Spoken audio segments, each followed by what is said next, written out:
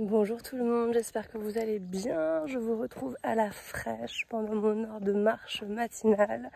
Excusez ma voix, je sors du Covid, elle n'est pas encore tout à fait revenue dans les clous. C'est mon heure de bien-être total. Je vide ce qu'il y a dans ma tête. Je la remplis avec des podcasts intelligents et ça me fait beaucoup de bien. En plus en ce moment il fait bon. Avant qu'il fasse trop chaud dans la journée, je n'arrive pas à courir ces derniers temps, donc je marche, je fais de la marche rapide et c'est très bien et ça me fait un bien fou. En ce moment j'écoute Méta de choc, que je vous recommande très chaudement, qui est vraiment mon coup de cœur absolu de ces derniers mois, où on va plonger dans le décortiquage de phénomènes de société très flippants en général. Méthode de choc, c'est un podcast qui nous apprend à comprendre pourquoi on pense ce qu'on pense. Alors dit comme ça fait très obscur et très nébuleux, mais en fait c'est vraiment essayer de comprendre pourquoi on adhère à tel type de croyances. Et je ne parle pas de croyances religieuses, je vais parler de croyances spirituelles, des énergies vibratoires ou l'éducation positive. Ou là en ce moment je suis sur le podcast Une vie en anthroposophie, donc je ne connaissais pas ce mouvement, enfin très peu, des on-dit quoi, des noms cités comme ça, Velleda, la Nef, mais vraiment pas grand chose. Je suis époustouflée du travail de recherche qui est fait, c'est incroyable, et de la qualité des entretiens. Donc voilà, moi si vous n'êtes pas très adepte de podcast, ce qui était mon cas avant, je n'écoutais jamais de podcast, je ne voyais pas comment les gens trouvaient le temps d'écouter des podcasts. Alors moi-même que je trouve le temps de lire 2 à 3 heures par jour, mais je ne voyais pas comment intégrer des podcasts en plus. Et mais en fait, une fois qu'on trouve des sujets passionnants, on trouve le temps. Donc j'ai troqué ma musique sportive par des podcasts et c'est vraiment aussi bien. Et c'est tellement agréable. Bon, d'habitude j'ai mes lunettes de soleil, mais je suis polie, je ne vais pas les mettre quand je vous parle. C'est tellement agréable de se balader avec le soleil à la fraîche le matin. J'ai commencé le sport il y a 3 ans, je pense, maintenant. Oh oui, au moins. Ça prend des formes très variées, il y a des phases, il y a des périodes. J'ai des périodes courses. Là, ces dernières semaines, je n'ai pas du tout envie de courir. Donc je marche, plutôt de la marche rapide. Parfois, je fais du fitness. Enfin, je ne me prends pas du tout la tête. C'est vraiment... juste, je bouge. Point. Juste, voilà, je bouge. Je me force à bouger. Parce que je sais que ça me fait du bien. Mais je ne me force pas à faire ce que je n'ai pas envie de faire. Donc si je me sens plutôt d'être tranquille, je vais marcher. Si j'ai envie de me défouler, je vais courir. Si j'ai pas trop envie de sortir de chez moi, je vais plutôt faire de la muscu. Voilà, donc il n'y a aucune progression constante. Mais ça n'a vraiment aucune importance. Aucune. Juste ça fait du bien.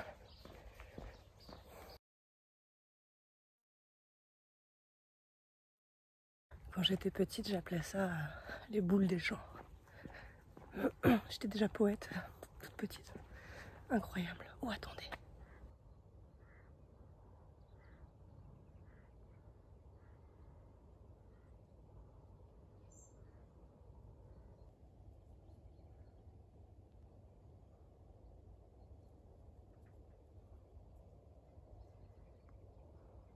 Mes petits bonheurs du matin, des fois c'est des lièvres, des fois il y a des biches. Comment est-ce que vous voulez pas démarrer la journée de bonne humeur quand vous croisez un tout petit bout de vie sauvage comme ça? C'est pas possible.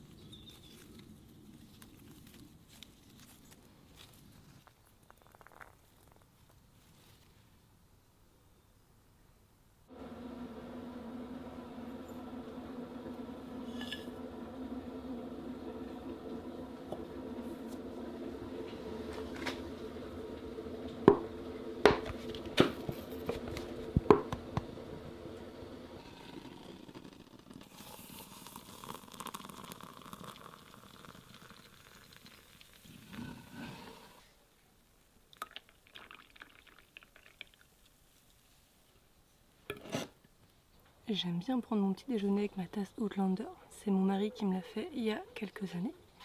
Et on voit bien que c'est un homme qui a fait cette tasse. Parce que si c'était moi qui avais fait cette tasse, il y aurait Jamie torse nu en kilt sur toutes les faces. Enfin sur toute la face, tout le tour. Mais là non, il est habillé. Avec sa femme, qu'est-ce que j'en ai à faire d'avoir Claire sur ma tasse le matin au petit déjeuner? Moi je veux du Jamie torse nu en kilt. C'est pas compliqué.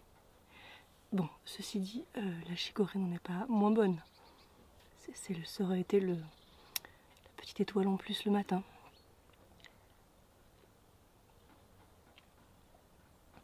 Donc je déjeune la plupart du temps salé quand je déjeune, puisque je redéjeune depuis pas mal de temps. Pas tout le temps, mais bon, quand j'ai faim je mange, et quand j'ai pas faim je ne mange pas. C'est devenu aussi simple que ça. Et donc c'est vrai que la plupart du temps je me fais des tartines de pain parce que je suis panivore. Et avec de la purée de sésame, puisque ça me permet d'avoir un bon apport en calcium et en fer dès le matin, et donc ça c'est très bien. Et en ce moment évidemment on a la chance d'avoir des myrtilles dans le jardin, ce qui est quand même un peu le pur luxe, sachant qu'en bio c'est à peu près 20 € le kilo. Donc on va s'en ramasser un gros bol, donc papa ça remet un bon bol par jour en ce moment.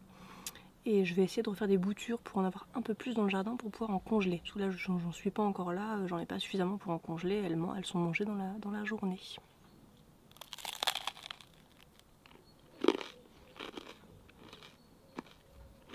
J'entends les enfants qui se réveillent. Bon, à part ma fille, en général, elle ne déjeune pas le matin en vacances. Les enfants, ils n'ont pas faim. Du coup, je vais lui préparer son petit déjeuner. Et après, je vais vous montrer des fromages que j'ai achetés parce qu'on part en vacances demain. J'ai fait quelques courses. Et j'ai fait des menus aussi pour la semaine. Donc, je vous montre tout ça après. Comme on part en vacances la semaine prochaine, j'ai fait une petite commande sur un site qui s'appelle The Official Vegan Shop. C'est un magasin en ligne vegan qui propose plein de produits, dont beaucoup de produits frais aussi. Et j'en ai profité pour commander des saucisses et pas mal de fromage. Alors je vous montre tout ça.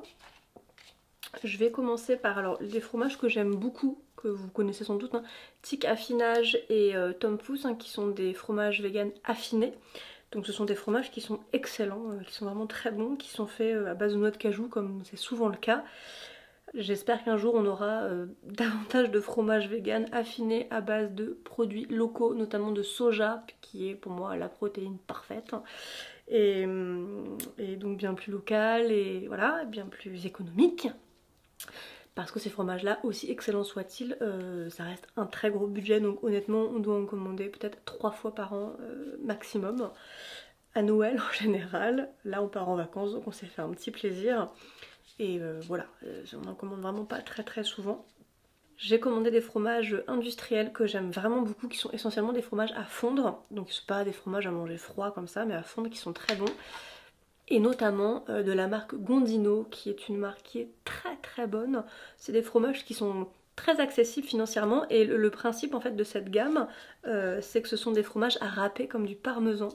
Et vraiment ça a un goût qui se rapproche vraiment du parmesan, qui est excellent. Alors j'en ai pris un âgé, il y en a un qui est fumé, et le nature, le nature salé, le produit phare.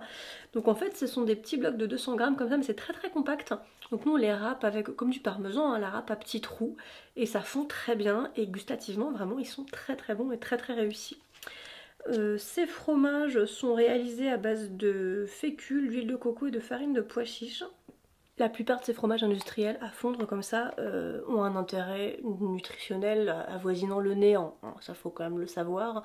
On n'achète pas ces fromages là pour avoir des protéines ou du calcium ou que sais-je, hein. Ce sont des produits qui sont rarement enrichis en plus.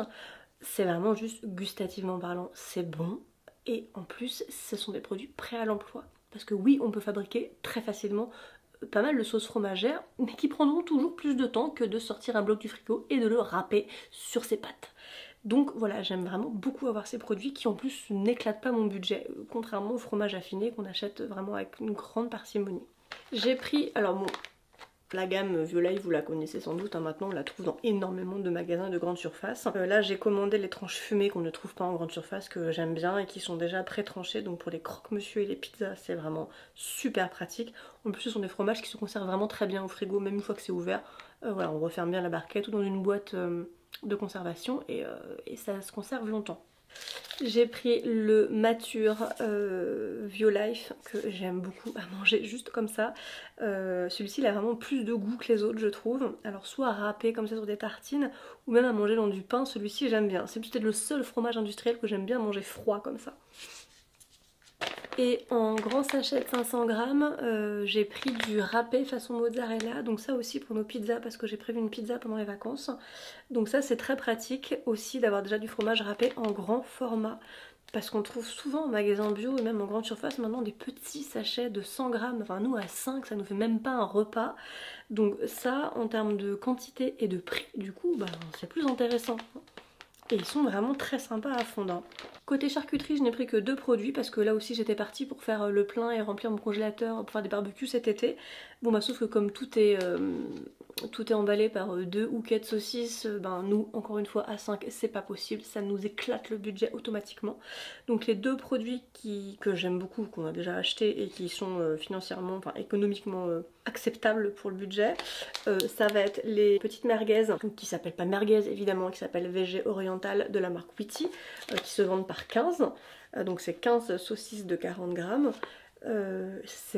J'adore ces produits, franchement je les trouve super bons. On s'est fait un paquet hier galettes saucisses au barbecue, moutarde, sauce barbecue, melon, enfin c'était parfait. Et je les aime vraiment beaucoup. Et comme ce sont des produits à base de 7 ans, c'est extrêmement protéiné. Donc avec 2 saucisses, vous avez déjà 30 grammes de protéines. Voilà, donc c'est juste génial. Et j'ai pris ce produit là, qui est 2 saucisses, pareil à griller. Donc je pense qu'on se le fera à l'apéro un soir, grillé à la poêle dans le gîte qu'on a loué, et puis tout simplement avec une salade à côté, les pommes de terre, enfin ça sera parfait. Et là aussi on est sur un produit 25 grammes de protéines au 100 grammes, on a 200 grammes dedans, donc ça sera très bien pour un dîner par exemple à nous partager. Donc voilà pour ce petit unboxing. The Official Vegan Shop, moi j'aime beaucoup. Alors faut savoir que c'est livré en chrono fraîche, donc il y a les frais de port qui sont de 10 €, donc quand je prends, je prends. Et j'ai aussi pris d'autres produits, je vous montre ça. Donc j'ai repris plusieurs B12. J'ai repris de la Veg 1 donc pour 2 de mes enfants. Mon aîné en a marre d'avoir de la Veg 1. Donc du coup on va tenter celle-ci qui n'a pas de goût. Parce que moi je reconnais que même moi le goût de la Veg 1 je n'aime pas du tout, que ce soit cassis ou orange, je n'aime pas. Donc on a pris celle-ci qui est la même posologie. Hein, donc à prendre un cachet par jour. Et pour nous, j'ai enfin pris le temps de commander la Natrol. Donc la Natrol, c'est juste de la B12. La différence avec les autres, c'est qu'elle est dosée à 5000 microgrammes. Et donc c'est un cachet tous les 15 jours. Hein. Le flacon coûte 10 €. Il y en a 100 dedans. C'est-à-dire que, en fait, ça va nous revenir à 5 € chacun, moi et mon mari, pour l'année. Je n'ai pas trouvé moins cher. Vraiment. Le seul truc à savoir c'est que ça contient du blé, donc si vous êtes cœliaque ça ne va pas être possible pour vous, mais par contre bon bah voilà, je veux dire, un cachet tous les 15 jours à 5 € par an, la B12 ne coûte pas cher. Je vais aller faire à manger pour ce midi, on va se faire de la polenta avec des tranches de cheddar qui me restent à terminer avant qu'on parte, et des haricots blancs. Donc pour la polenta c'est très simple, hein. Je prends 4 volumes d'eau. Pour un volume de polenta, du coup, ben, vous prenez 2 verres identiques, hein, c'est beaucoup plus facile. Donc moi je mesure la polenta avant et après je vais remplir de 4 volumes d'eau pour la faire cuire. Un